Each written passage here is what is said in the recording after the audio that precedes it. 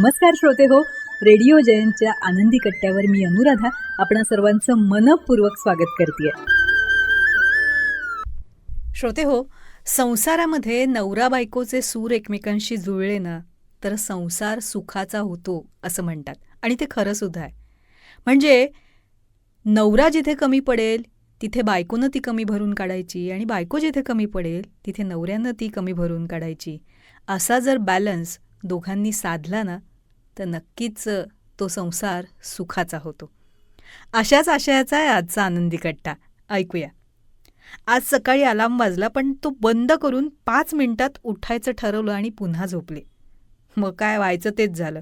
उठायला उशीर, मुलांना उठवायला उशीर, मग त्यांनी उठून आवरायला उशीर.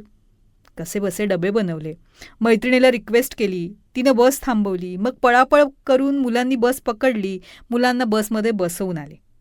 आता नवरोबांचा टर्न. त्यांचा डबा, रुमाल, पाकीट, चाव्या सगळं ठेवलं. पण मोजे ते काल धुवायचे होते, मी पूर्ण विसरले. अरे रे. पण शेवटी केलं त्याने मॅनेज. आता सगळे गेल्यावर मी दार बंद करून हातात दिवसातल्या पहिल्या गरम चहाचा कप घेऊन बसले आणि समोर पाहिलं तर काय, लेक इराची गणिताची वही आणि पुस्तक तसंच टिपॉयवर पडलेलं.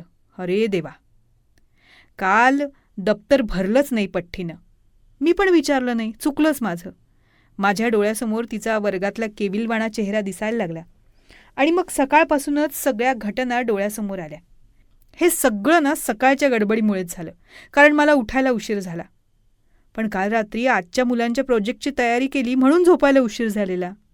तसं प्रोजेक्टचं सांगितलं होतं त्यांनी शाळेतनं आल्या आल्या, पण बाकी कामात वेळ गेला. आणि मग कालच्या, परवाच्या, महिनाभरापूर्वीच्या, इतकंच काय तर महिनाभर नंतरच्या कितीतरी कामांची लिस्ट मनात तयार झालेली. आणि त्याबरोबर तयार झाला तो गिल्ट. न झालेल्या कामांचा, न केलेल्या फोन कॉल्सचा, न ठेवलेल्या कॉन्टॅक्टचा, न दिलेल्या वेळाचा, न ठेवलेल्या हिशोबांचा, झालेल्या खर्चांचा. आई म्हणूनचे हे वेगळे हिशोब, बायको, सून, मुलगी म्हणूनचे वेगळे हिशोब आणि स्वतःसाठीचे वेगळे. इतक्यात फोन वाजला. आहोंचा होता. अगं मघाशी थोडा उशीर झाला, पण गडबडीत सांगायचं राहिलं, पोहे अप्रतिम झालेले आणि इराची गणिताची वही विसरलेली पाहिली मी. आणि एकदा विचारही केला की ऑफिसला जाताना देऊन यावी तिला शाळेत. पण नको, आजचा दिवस तिला तसाच काढू दे. मग उद्यापासून आपापली कामं लक्षात ठेवायची सवय लागेल तिला.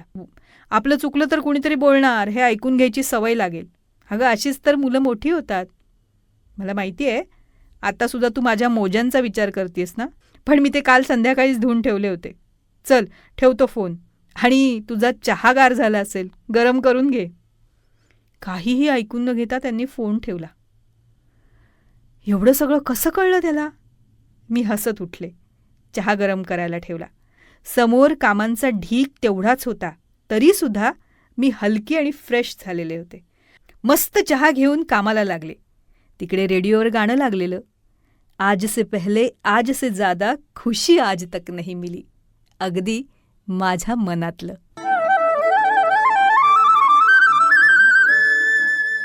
तर श्रोते हो, आजचा हा विचार तुम्हाला कसा वाटला याविषयी आम्हाला आपल्या प्रतिक्रिया जरूर कळवा. त्याचबरोबर रेडिओ जयंतनं चतुरस्त्र हा पॉडकास्ट सुरू केलेला आहे आणि या पॉडकास्टमध्ये प्राध्यापक, लेखक, कवी, नाटककार श्री रमेश कोटस्थाने यांच्याशी साधलेला दिलखुलास संवाद आपण बघणार आहात.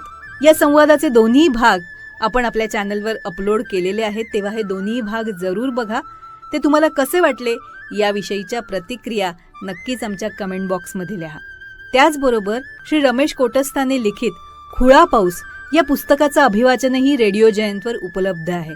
ते देखील जरूर जरूर ऐका आणि त्याविषयी देखील आपल्या प्रतिक्रिया आम्हाला नक्की कळवा.